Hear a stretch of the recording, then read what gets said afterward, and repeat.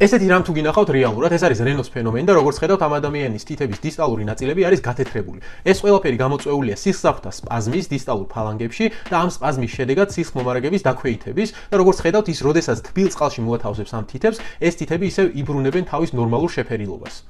ეს არის გრაფიკული გამოსახულება იმის თუ რა ხდება ამ დროს. მარცხენა მხარეს არის ჩვეულებრივი ადამიანის სისხლძარღვი და ხელი მოთავსებული, ხოლო მარჯვნივ რენოს ფენომენის მქონე ადამიანის და როგორც ხედავთ, აი აქ ამ სისხლძარღვების სანათური არის გაცილებით უფრო პატარა, ვიდრე აქეთ მარცხენა მხარეს და ზუსტად ეს სისხლძარღვების შეკუმშვა და შევიწროება იწევს ამ თითების მსგავს ღიაფერის შეფერილობას და ამ ყველაფრის ტრიგერი შეიძლება იყოს, რა თქმა უნდა, სიცივე პირველ რიგში და ნებისმიერი სახის სტრესი. აქ ასევე მნიშვნელოვანია იმის ზონა, რომ არსებობს ორი ტიპის რენოს ფენომენი და მეორე ტიპის რენოს ფენომენი, რომელიც არის ძირითადად აღმოცენებული სადღაც 30-35 წლის ასაკის შემდეგ, ანუ ახალია და მას ადამიანი არ იცნობს, ძირითადად არის კავშირში აუტოიმუნურ დაავადებებთან, როგორიც არის მაგალითად სკლეროდერმია, ლუპუსი, რევმატოიდული ართრიტი და ასე შემდეგ.